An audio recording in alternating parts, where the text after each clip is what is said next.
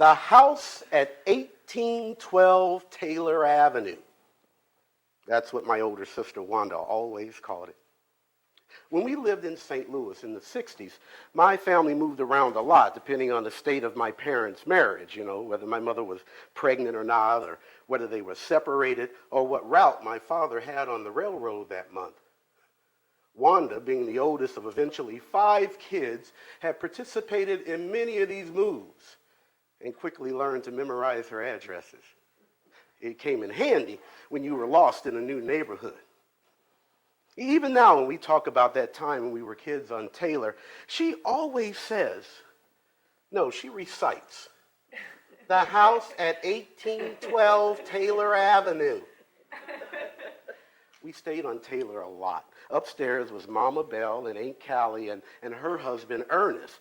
Now, lots of family members moved in and out of the house. Quite frankly, the actual living arrangements and who was whose aunt has always been a little confusing to me.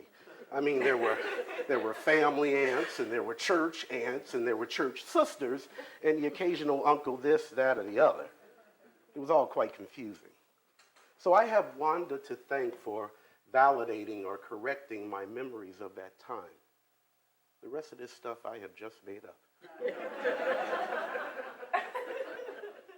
But the backyard at the house on Taylor, I see very clear. The back porch, the long, narrow yard that went back to the alley. Our back fence was right at a spot where 2 alleys met. We were right at the top of a T, and from our back porch, you could look all the way down one of the alleys to Newstead Boulevard, a block away. I remember the alley clearest of all. I remember it as a red paved road to a parade. Mama Bell, you better stay right in the middle of this alley. There's some big old dogs down by Miss Saunders' yard over there and behind the filling station, and they can jump the fence, and one of them killed Silly. Boy, stop that ripping and running. You gonna scuff them shoes. And ain't no dog killed Silly. Ain't no telling what happened to that child, but that old bulldog sure didn't get him. Mama Bell has a shelf booty. Shelf booty. That's what my brother Junior called it. It's like her butt stuck out so far you could place things on it, books and plates, a radio. And Mama Bell was big. I mean, to me, a child of 7, she just seemed like this massive mound of floral house coat most times, Not just round, but tall. But she was always carrying this big old straw bag, and she was all bent over when she walked, with the shelf booty and all. It always looked like it hurt for her to walk. Mama Bell seemed to carry a lot of hurt. Whenever my mama would need something from upstairs from Mama Bell's, she always sent me. Now, Wanda and Junior said it was because I was the only child that Ruth had that Mama Bell liked, or at least tolerated. They said it was because of the polio. My mama said it was because I had a sweet face. I think it was because I wasn't scared of her. Mama Bell was not a hugger.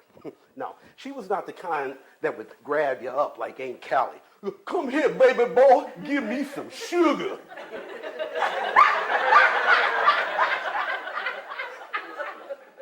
Mama Bell would sit in her chair all mound-like in her house coat, always smelling of liniment. This dark, wrinkled face with gray, white, stringy hair. Mama Bell dipped snuff, just a pinch between the teeth and gum, and there was always a hint of it at the corner of her mouth. Old coffee can, always next to that overstuffed chair she sat in. In the middle of a conversation, Mama Bell would just lean over and spit into the can. It put most people off. Wanda and Junior, they couldn't look at her, afraid she was going to spit on them, I guess. Most grown folks couldn't look directly at her either, Not sure they knew quite where to look, Not much was easy on the eye, what with the shelf booty and the spit and the stringy hair and all. I used to look right into her eyes, half afraid to look anywhere else, but seeing something there, another part of Mama Bell. She always seemed to be talking to me twice. once with that mouth and loud with that mouth. But there was this other thing going on with her eyes when she talked to me. It's like we had a secret. Mama Bell, that's what Junior said. He said the men down at the pool hall said they found Silly all mangle it up. Part of him eat away. They think he went right up to that bulldog up the way, opened the gate to go pet him, and boy, stop that foolishness. Now that boy Silly, he wasn't right, but he wasn't stupid. And then my mama, who's pushing my little brother Bobby in a stroller, says, well, actually, Mama Bell, Silly was a little stupid. I mean, no fault of his own. He born that way. Well, you know. But Wayne, Silly did not get eaten by that dog. Last summer, you say the monkey boy from the circus got him. Now it's that old bulldog. But Mama Junior said, and boy, will you stop quoting your brother Junior? Because he ain't got much more going on than Silly. Now with this, everybody is laughing. Everybody except me. I'm looking out for everybody. I mean, it was really strange being in the alley with my mama and Aunt Gertrude and Mama Bell. I mean, the alley was where we hung out all day. We being my big brother and his friends and me as much as they would allow. These bold brick paths with garbage cans, fences, lots of poles and garages, backs of restaurants, dented cans with all kind of stuff in them. Just this tunnel of intrigue and adventure for a 7-year-old, but not at all a place for my mama and Mama Bell in a dress. But it was the most direct route from our house on Taylor to Newstead Boulevard.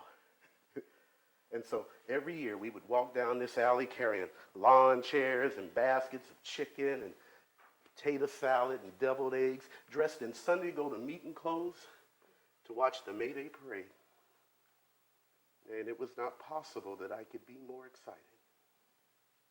But the task at hand was to guide my family down this gauntlet of broken glass, unleashed dogs, and who knows who might have escaped from a nearby circus. You see, I believed my brother.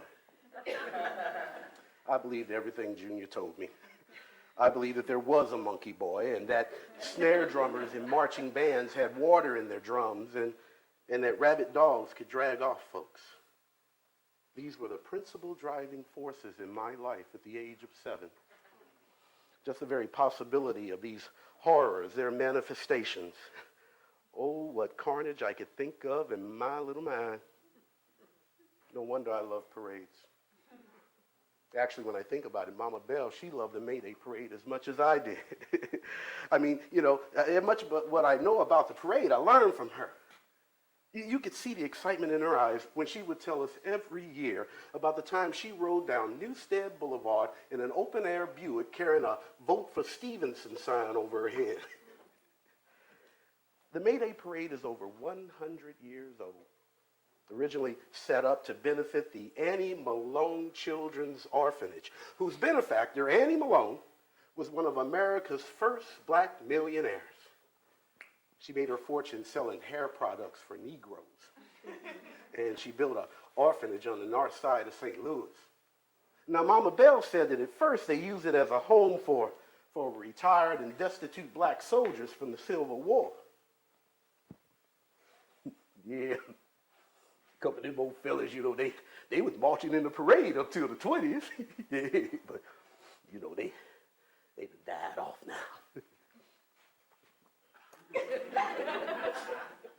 Ain't nothing but a memory.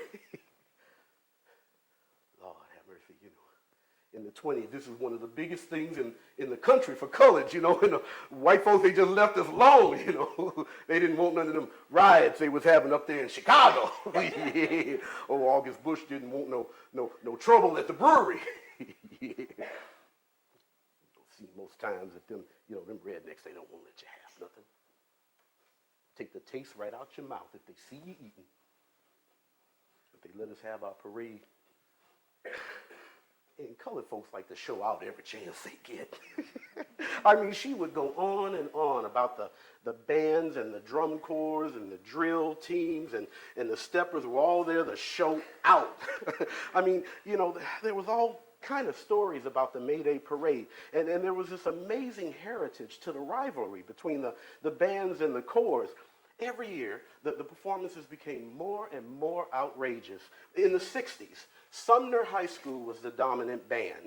Now they wore these blue and white full-length coat band uniforms, you know, with the slanted shako and the little plume.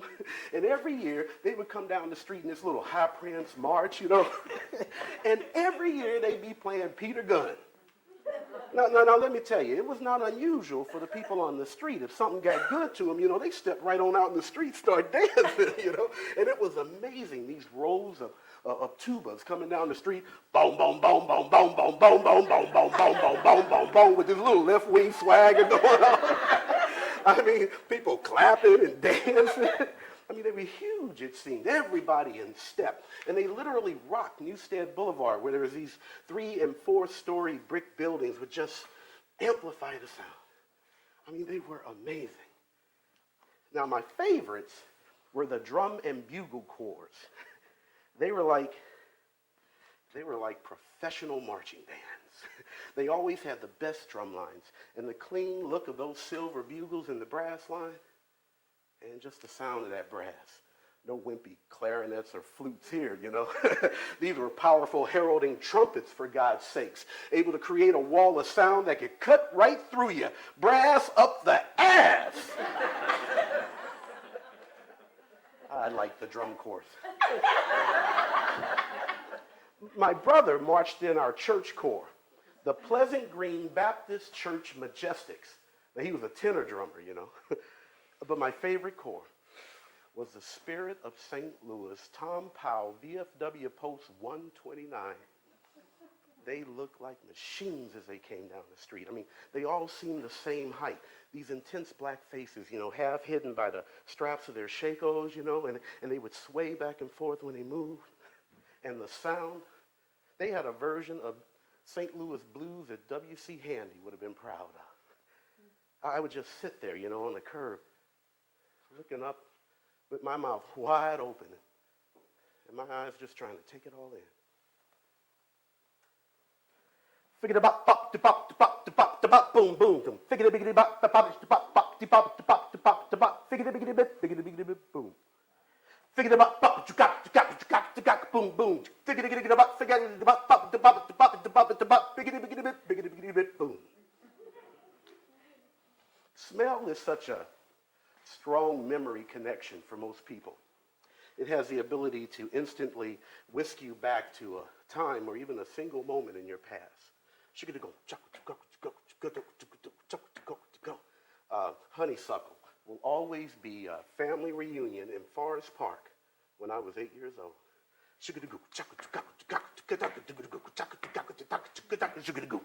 But nothing, absolutely nothing, more firmly plants me in my youth than the sound of a street beat. You know, that percussive cadence that bands and chorus play, you know, in between songs and parades. Always anchored with a lower bass on 1 and 3.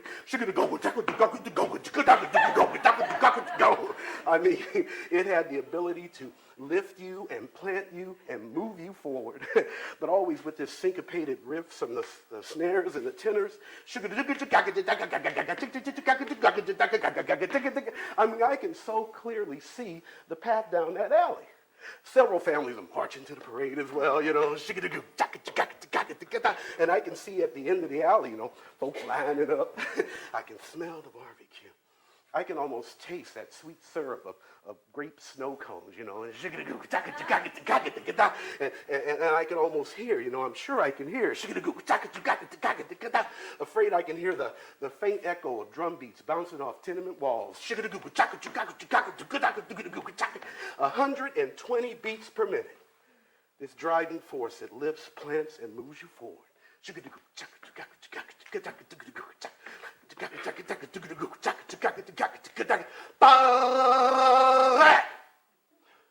And Mama Bell and them were out of step.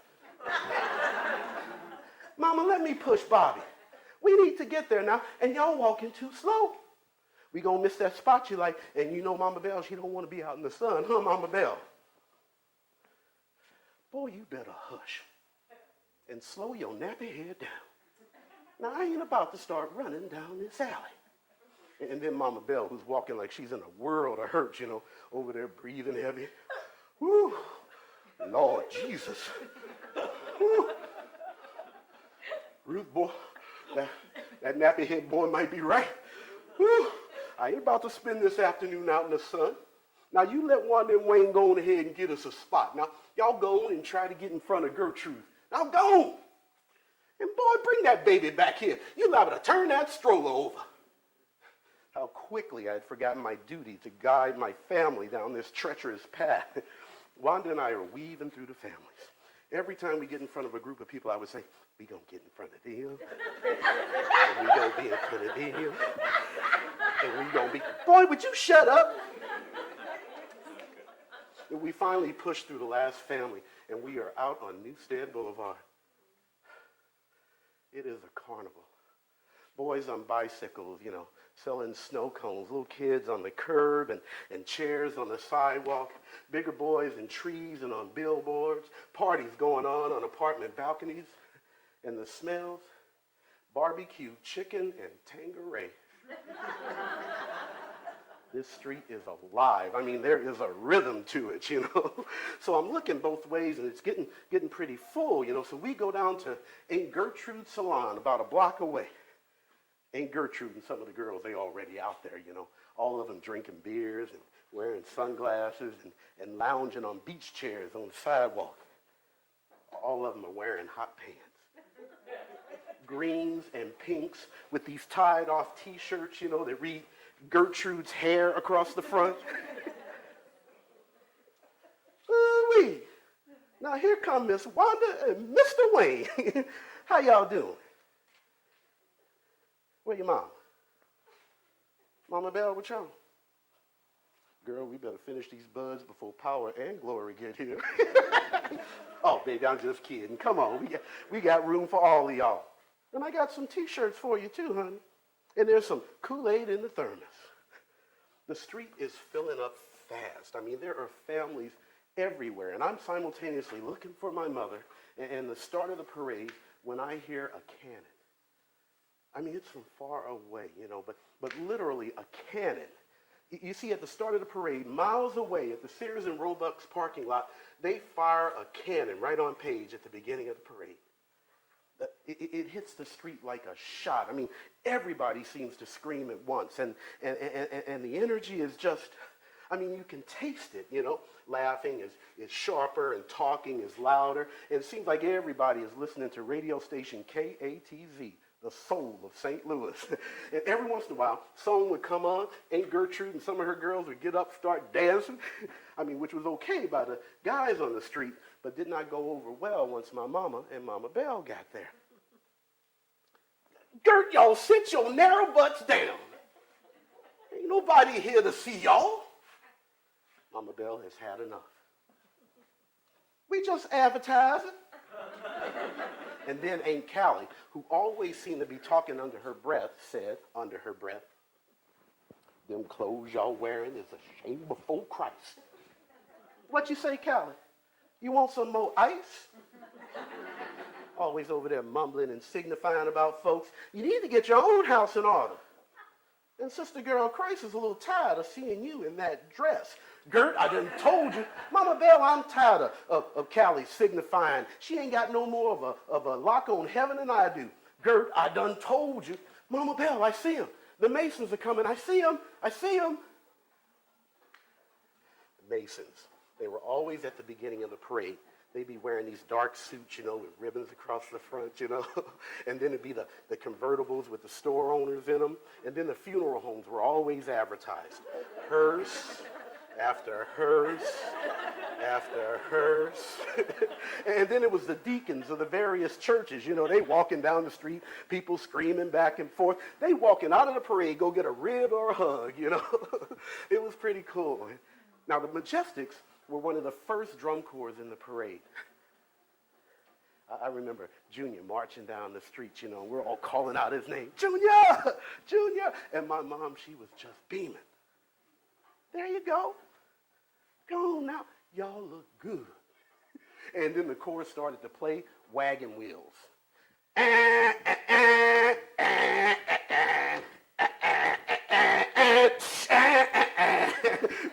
clapping and pretending to march, and Junior looks our way just a second. I mean, he looked so tall in his plume, and his drum, and it looked like he had perfect sticking on the drum heads. We were all so proud.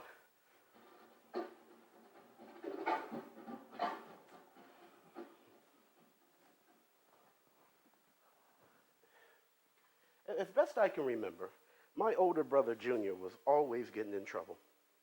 He was always getting whoopings.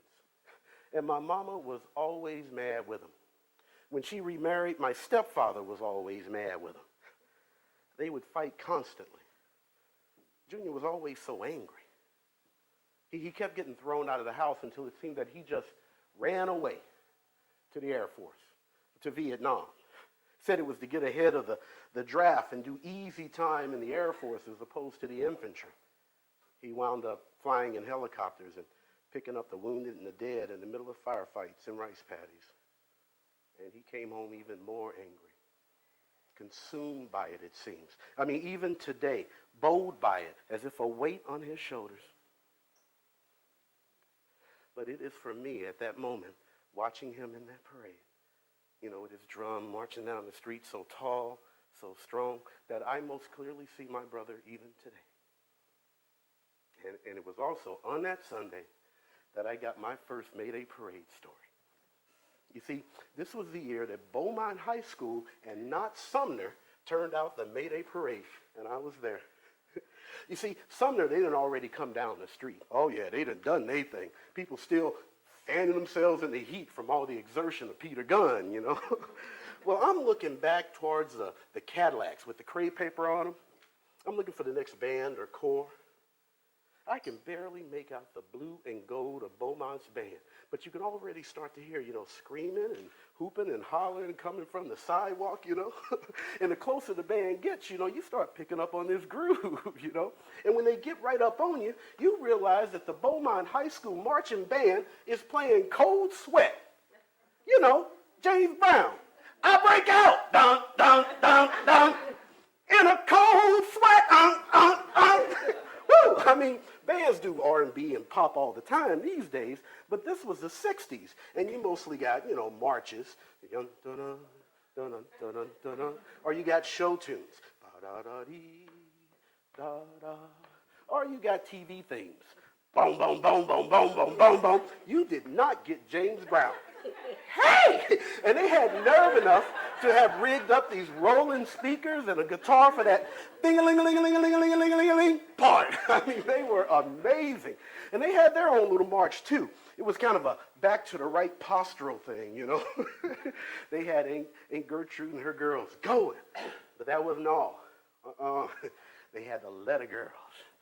B through T for Beaumont. And every time that band would hit the bridge, boom, ba-da, boom, boom, doom, ba-doo-da, them girls would start doing the dog. The dog!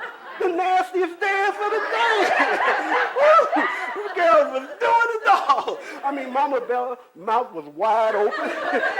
Aunt Callie started mumbling to herself, as these big old girls in those sweaters and short skirts, doing the dog, dressed like cheerleaders. But these were not cheerleaders. They hadn't made the cheerleaders. Yeah, some of them was a little big. Okay, all of them was a little big. You could tell they had felt like they had been relegated to the letters. They didn't have no pom-poms, no batons. All they had was the letters. But they had found their moment in the sun. And every time that band hit the bridge, boom, ba-da, boom, boom, doom, ba. Them girls threw down them letters, started doing the dog. Boom, ba-da, boom, boom. I mean, they toked it up and turned it out. Just the sight of them big butt girls in skirts doing the dog down Newstead Boulevard turned the crowd into a frenzy. People started dancing and clapping. I mean, they were following the band down the street. Every time they hit the bridge, the whole street. Boom, boom, boom, boom, boom. I mean, I ain't never seen nothing like it before or since. Junior said that when the band marched past Holy Rock Baptist, one of the deacons came out of the church, grabbed his daughter out of the letter line, and took her back up in the church. She was the letter E. a somewhat dispensable vowel in this situation. So the letter line just kept on going. Boom, ba-da, boom, boom, ba-da. Boy, bring your butt back here. But Mama Bell, I just want to follow down to the parade. You know, Wanda and Junior going, they don't mind. Boy, you better hush. Now, you know you can't keep up with them. That leg give out on you, and then you got your sister mad with you. And that parade show ain't going to stop for you. Now, you stay here with me. We get some snow cones, you know, and look out for them Spirit of St. Louis. Now, them is some good-looking, mannerable men. Ain't out there shaking their privates in public. And then my mama says, Mama Bell, listen to you going on about good-looking men. What you be looking at when they marching by here? Ruth, you better hush. I ain't got to have no foolishness on my mind. And boy, take off that shirt. Lord Jesus.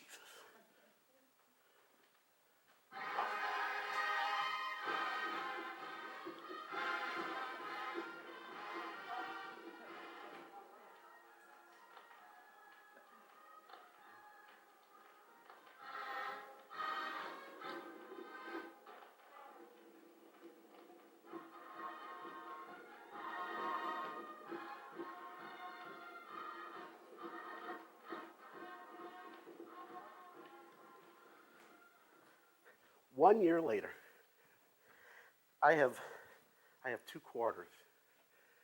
I am holding them so tightly in my hand. I can feel the ridges pressed against my palm, you know. I will not lose this 50 cents. You see, Junior told me that Mr. Nelson will not let you into the church basement without your weekly dues. Mr. Nelson, he would sit right at the entrance, you know, to the door. And even though he had let me through those doors many times with my mother, you know, to go pick up my brother Junior after rehearsals, today I was going through those doors as a member of the Majestics.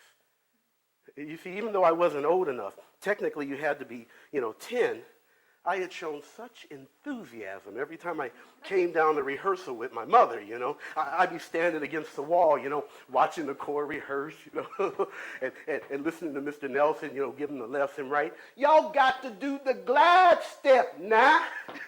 I'd just be there, you know, tending the march with my imaginary drum, just like my brother, you know. And I could feel the drum, you know, resting against my leg. I could see that drum head on every beat. It got so that the parents there were looking more at me than they were at their own kids, you know, laughing and encouraging me on. Then one day, Mr. Nelson tells my mother that they need another banner carrier. The usual banner carrier, Terrence Walker, who was 10 years old, was moving to Mississippi. His daddy had gotten some work down there, and they were going to get off the roll and move down south. Down south. Now, I knew lots of people from down south. People always going down south. Aunt Callie, she hated down south, and Mama Bell, she loved down south. And me, I had no idea what down south was. I mean, I had never been there, you know, and it was hard to figure. But when I would watch my mother talk about the time when she was in Little Rock, you know, down south as a child, you would see both joy and pain in her face. You'd see that look on most grown folks' face when they talked about back home, you know, the pools of their eyes deepening. And my mother would look like she was looking right through you. I mean, through you, not past you, but right into you, you know, working hard to make you see it too, what her eyes had seen, both the good and the bad. By the time my mother was 13 years old, she was a live-in, cooking and cleaning for some white family in Little Rock, Arkansas. She was a domestic most of her life. I mean, even after the family settled in St. Louis after the war, she was a domestic out in the county, just south of St. Louis. Take a bus every day out to University City early every morning with a bunch of other black women going to cook and clean and raise other people's children. But when she would talk about cooking and cleaning for the Holloways down south in Little Rock, she would get this look that would say so much more than she would tell. Now she did tell my sister Wanda one time about a time she was blamed for stealing when she was working for the Holloways.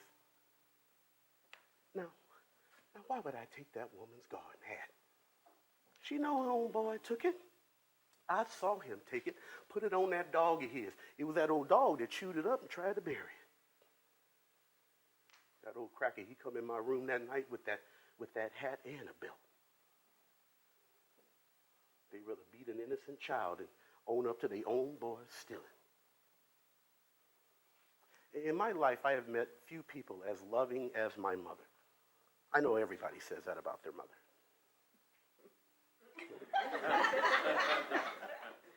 But really, my friends would meet her, and in a matter of moments, she would have so completely loved them up. Not rushed, but in this quiet, warm way. You instantly felt cared for, usually very well fed and cared for. Woman loved everybody, but she did not trust white folks. She told us that the reason why she left down south, even before my father got back from Europe, was because she saw a black soldier in full United States issue lynched in Little Rock for being drunk and slapping a sheriff. It was right downtown. That young boy, he was so drunk, he didn't realize, at first what they was doing to him.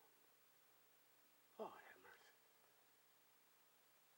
So even when she would talk to us about the wonderful taste of down south or the smells of down south as a child, even when you could see it in her eyes, dancing and longing for it, there was this tinge of sadness, both the good and the bad. Actually, my mama didn't talk that much about down south. But there's one thing that she did say, and you were sure of it.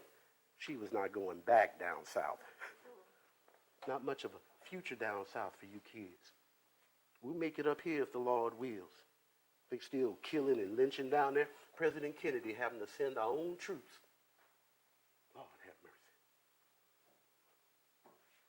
But at 8 years old, I did not have the same conviction one way or the other about down south.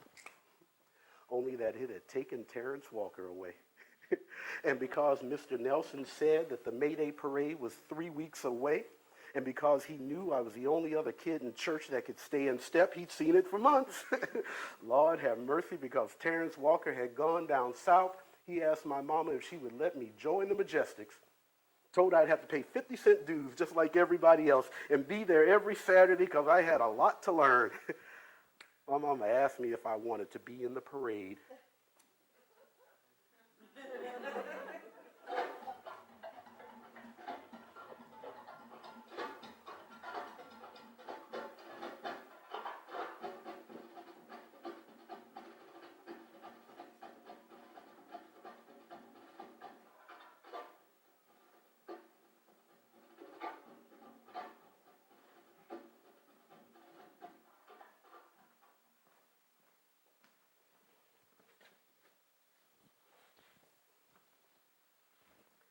Young man, you got your 50 cents. You cannot march with us without your dues paid. If you want to be a Majestic, you got to pay 50 cents. Mr. Nelson smells like my father. My father always smelled like Budweiser. He would be sitting there right in the middle of the door in this fold-up wooden chair, with suspenders, a white shirt buttoned all the way to the top, no tie, and his pants were hitched up high when he sat. Yeah, you come on in here now, young man. I can see you ready to strut your stuff. I carried the banner with CJ, one of the deacon's sons. Now, Mr. Nelson showed me how to keep my eye on CJ, so that I could keep the banner straight. His hand on my shoulder, keeping it straight with the pole. And then Mr. Nelson taught me that when we came to a corner, which was always a right turn in the basement, my job was to march in place while CJ swung the banner around the pillar. And Mr. Nelson taught me the glide step, or at least a version of it. You see, the glide step is the placement of the foot on the stride forward. You're bringing your leg straight through and bringing the foot as far forward as it go, rolling through the heel, ball, and toe. Now, my left leg is shorter than my right.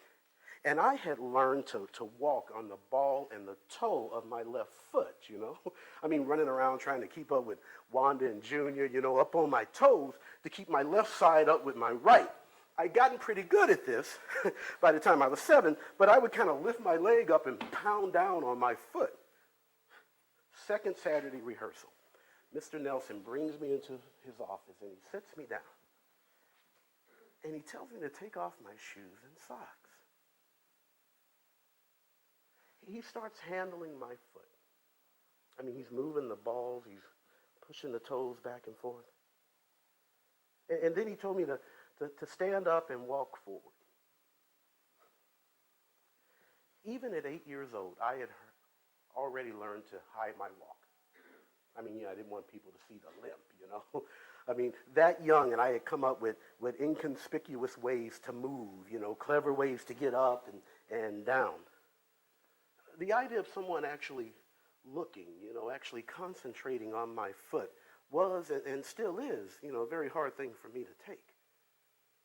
You're looking at my foot, aren't you? That's okay. And on that Saturday morning in the basement of that Baptist church, well, it was okay too, because I really wanted to learn the glide step. Now, young man, your leg is short and small. Now you're trying to put all the work there on your good leg, you know, lean it all over, throwing that bad leg around like a sack of potatoes. No, you can't do that and be majestic. Can't have that. Now what you got to do is keep that leg right next to you. Now, yeah, keep it next to you. Bring it on through there. There you go. Now bring that foot down gentle. Now see, you're afraid to use that leg and foot. Now bring that foot all the way through. There you go. And then place it gentle. Now see your heel. Now that there's the drawed up part. So what you got to do is come down on the ball of that foot and stay off them toes. Now see, that'll build up that foot. It'll help you with your balance. Before you know it, if you march far enough, you straighten out that bad leg altogether. We marched around and around that basement, you know, first to the street beat, and then the roll off, doom, doom. Doom, doom. And then the band or the corps played Wagon Wheels. And every once in a while, I would march in place while CJ swung the banner around the corner.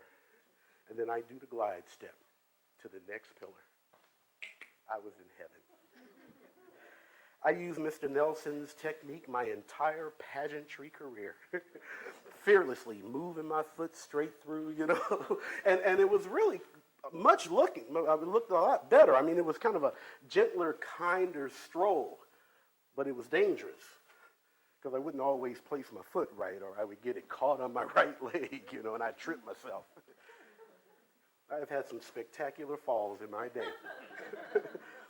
The guys on Taylor, the Madlocks, they were brutal. First of all, my nickname was Crip, which may sound cool and dangerous these days. But back then, it stood for cripple. They told me that my legs would actually, or my feet would go over my head when I fell, you know, like in the cartoons. And they would howl every time. They particularly liked seeing me out in the snow. They'd get on the other side of an icy patch, you know, and go, "Hey, Crip! Hey, Crip! Ah!" I once fell down in front of 17,000 people in Whitewater, Wisconsin. It was years later, and I was marching with the best drum and bugle corps in the world, you know, at a field competition. And we were playing the last tumultuous phrases of Hector Berlioz's Symphonie Fantastique, you know, and we had this great baritone run.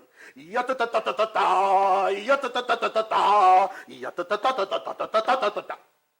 When the next thing I know, I am on my back looking at the stars. Fuck! Fuck!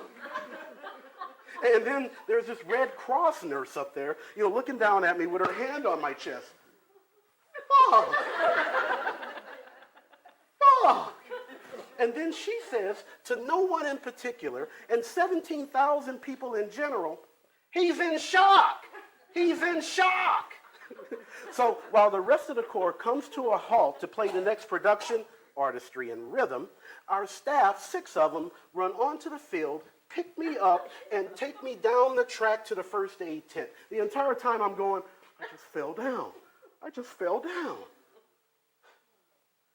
You know, I have laughed with abandon, and I have sang and made love with abandon.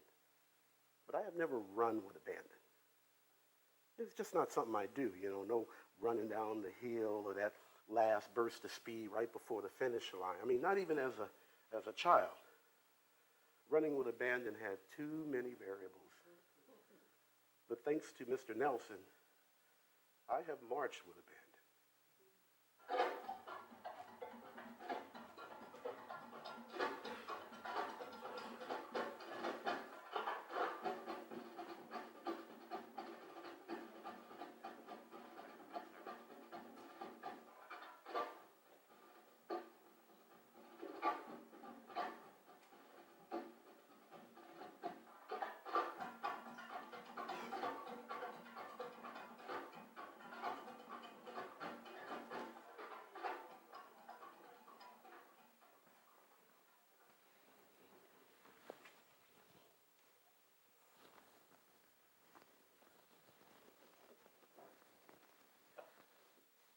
Oh, my man, I love him so. He'll never know. All my life is just a spare, but I don't care. When he holds me in his arms, the world is right all night. Ronald Ruffin is on a roll. I mean, you never know what you're going to get. It could be a Babs trilogy or the entire second act of Funny Girl. My personal favorite is his chemically dependent divas of the night medley. Holiday, Garland, Anita Bryant. What's the difference if I say I'll go away when I know I'll be back on my knees someday? But whatever my man is, dun, dun, dun, I am his, dun, dun, dun, forever.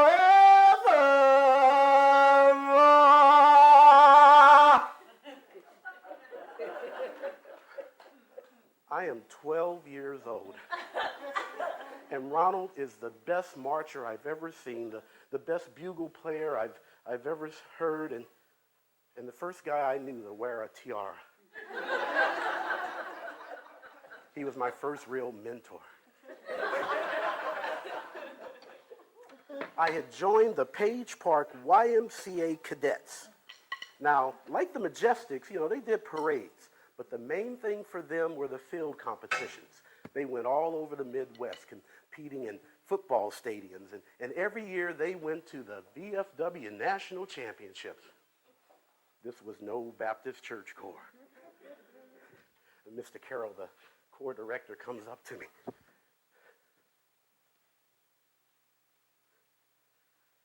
You a big boy. Look to me like you big enough to carry a baritone.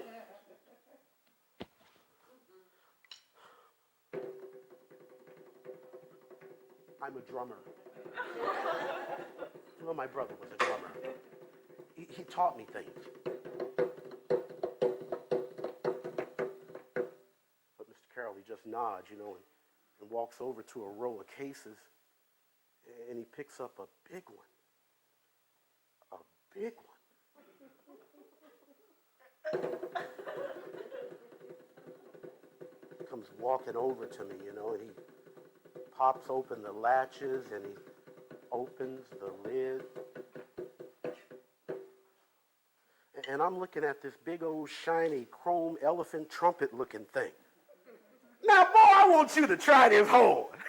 But you got to wear these gloves to keep the skin oils from turning to chrome.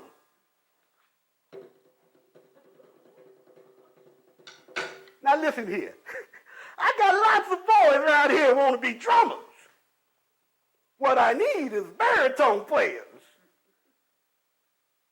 And you a big boy.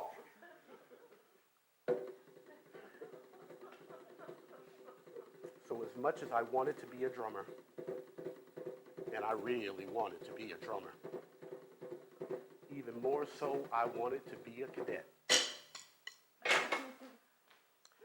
Ronald Ruffin is holding court.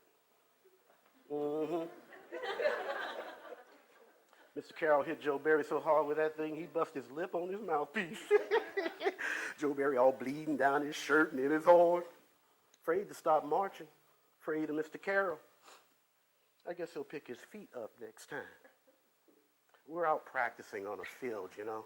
We're marching in squads of 3. And now you're supposed to move your eyes side to side, you know, to stay in line. But I start feeling something behind me, you know. I mean, is that cackling? Yeah, cadets gonna march today. Best be humping and Mr. Carroll be pumping. I do feel something. Running low behind me in the grass and giggling is Mr. Carroll. Now he was an old VFW man and a church choir director. He smelled a lot like Mr. Nelson, who smelled like my father, who smelled like Budweiser. He had gotten to running around on the field with the end of an old sawed-off boat paddle that had holes in it. And if he was drunk enough, he would be running low in the grass and giggling. Yeah, cadets gonna pick him up and drop him. In the glory of his wisdom, Christ was born across the sea. And if you weren't picking your feet up enough, or if he caught you out of step, wham! His truth is marching on. Joe Barry should have been picking up his feet.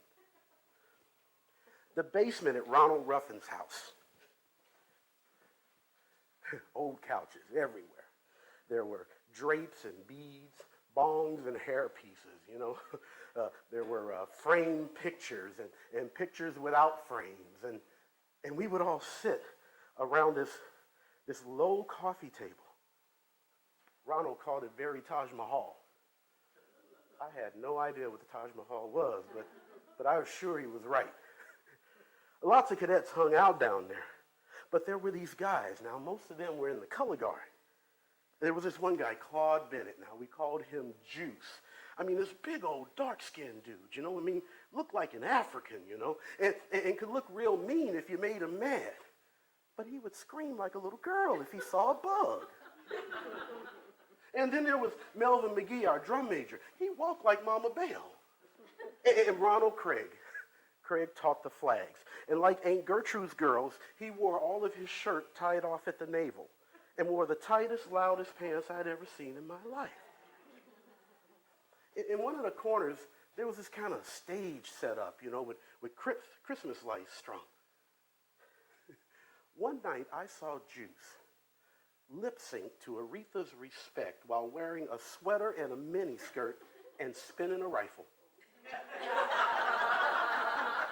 Big old hairy legs on top of 6-inch heels. He was pretty good. There was always a card game going on, you know. A couple of guys would always be playing whiz with Deborah, Ronald's sister. Deborah Ruffin. Whew. I mean, she had these cat-like eyes, you know, with glasses to match. They kind of winked at the edges, you know. I would just sit there, you know, looking at her. I mean, she was 12, you know, and she wore her hair real tight back into a ponytail. I mean, it was a real clean look. She was real clean. She smelled clean. You know, to this day, I could not tell you how to play that game. Because I'd always just be sitting there looking at her, you know. I mean, I was 12, and this was the first summer that girls were starting to be kind of okay. I mean, Deborah represented all of what womanhood had to offer. I mean, she was starting to get tits just about the time tits were starting to get to me. I had no idea, you know, that girls could be, well, you know, something you want to be around. Lots of cadets hung out there, and most treated Deborah like a little sister, most of us. But all of us were there, kind of out of sync with our families or just needing a place to be. The Ruffins were the type of family that didn't seem to notice that the house would triple in size at dinner, or didn't care who was under the covers on the couch on a Sunday morning. Ronald and Deborah's parents were Jean and Thelma Ruffin. Mrs. Ruffin would be cooking and ordering us around and all the time keeping an eye on her daughter. And Mr. Ruffin, boy, didn't I throw you out of here before? This muscular Caribbean who had to hit you in the shoulder, just to say hello, and would pick you up at some point in time when you were in the house just because he could. He did this while keeping an eye on his daughter.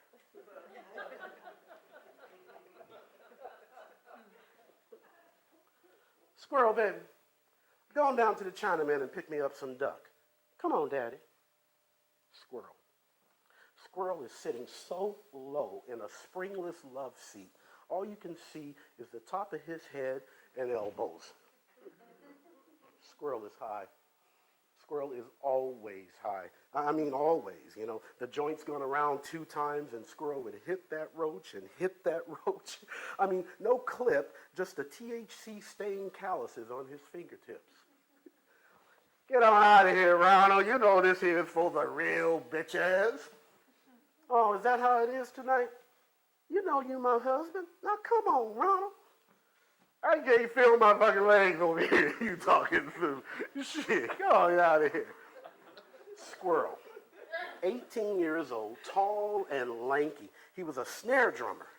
He was actually pretty talented. He had already started to write, percussion music, and he had a knack for coming up with these funky little beats, I mean, he's the guy that taught me how to sing drum. The snare, he was not only a snare drummer, but he was the anchor snare. Now, the anchor snare is the middle snare. I mean, that's the person that everybody in the drum corps keys into, even the drum major. Yeah, Ronald, get on out of my face, all up in my nose. Mm-hmm. Is that how it is? Don't come to me later, because Mother will not be there for you. Wayne, would you walk with Deborah down to the Chinaman and pick me up some fried rice and duck? Would you do that for this old girl?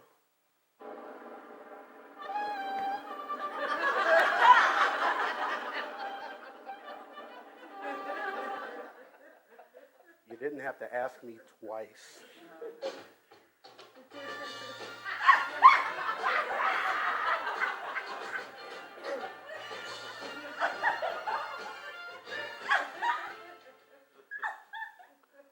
Well, I guess you'll be hanging out with Craig, sitting with Craig and hanging out on the bus this weekend on the bus. Craig be drooling when he sleep, all leaning on you, and his hair be dripping. Well, then might you consider, me sitting? Would you consider sitting with? Why are you talking like that? I didn't know if Joe Barry and you, so I thought maybe I could ask, I thought you could ask what? That you might consider sitting with, don't start that again. Deborah, would you sit with me on the bus? Yeah. The cadets always planned to leave at 12 midnight on our trips to Chicago. We never left on time. Joe Barry.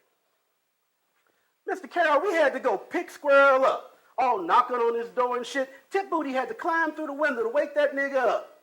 We should have left his ass. Now, Mr. Carroll was not about to leave his anchor snare, so Joe Barry and Tip Booty carried Squirrel onto the bus. It was 2:15 in the morning.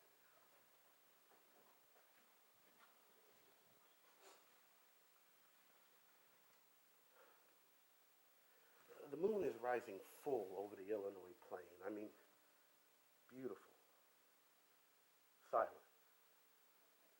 I'm looking at it from my seat in a GMC Cena Cruiser, one of those classic 2-level Greyhound models, I'm looking through the horizontal window, looking at the rows of young corn stalks floating by.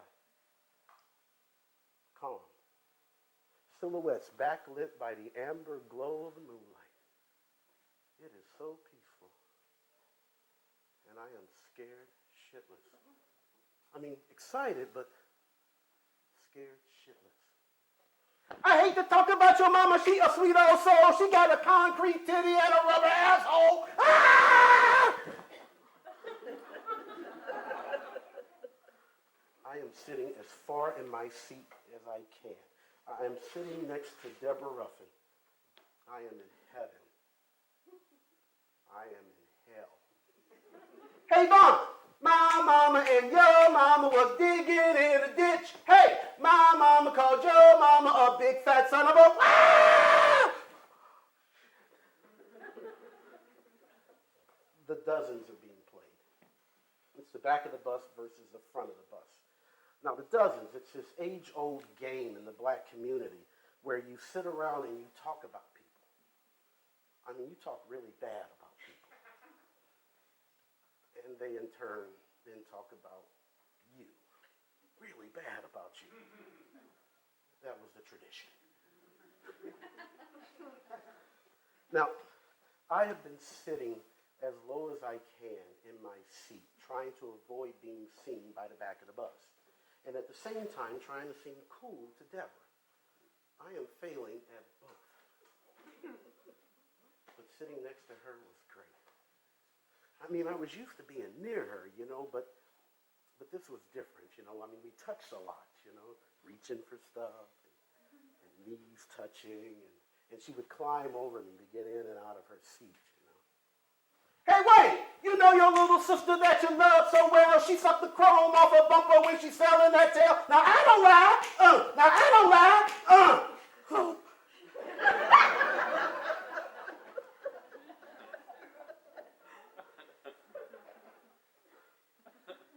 Now, if this is directed at you, once they've stopped laughing at you, you're supposed to come back with an equal, if not better, retort, you know? I mean, that's the tradition. I was horrible at this. I mean, really bad. I would be better off just not saying anything, you know, just hunker down. But no, I get all in the moment, you know. Your mama sucks the bad, and it's really quite the shame. Huh?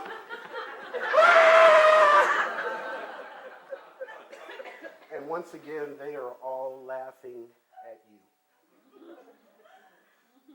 It was around 3:45 in the morning before things started to quiet down, you know, and lights were out, and Deborah had gone to sleep. And I could finally, you know, sit up in my seat. And Deborah turned, you know, and she put her head on my shoulder. Wow.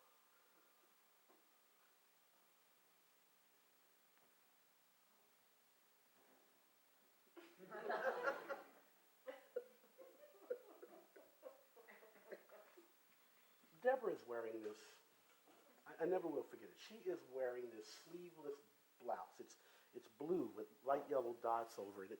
Buttoned down the front, it's got this big collar that's kind of up like this. And she's kind of leaning, you know, and I can see right into her bra. I mean, Deborah's 12, you know, so her tits don't really fill out her bra, you know, I mean, and I can see a lot of it. I mean, me and the guys on Taylor, we had talked about them a lot, you know, tits, that is. Let me see now, Bobby, Big Bobby, he had touched Joanne Matlock's tits, but she still had her shirt on, you know, so we were still trying to figure things out. I'm sure none of us had ever seen a real live naked one. Much less a nipple. And I was looking right at one. Kind of. Just move the collar just a little. Hey, I'm 12. And I wasn't going to touch her, you know. I was just going to look, and then she moves, and my hand gets caught under her blouse. Oh, my God. I don't know what to do, you know. I mean, what if she wakes up, you know? Is there anybody looking at me? There is air blowing through those vents, you know, in the window. That's cold air pumping right into my face, and I am just sweating for what seems like hours.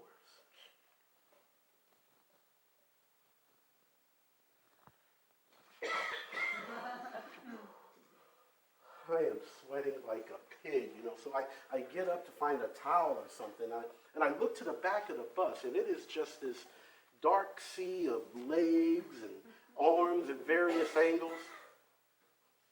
And I see Claude Bennett, you know, with his head on Squirrel's stomach. Squirrel's passed out. Claude's unzipping his jeans.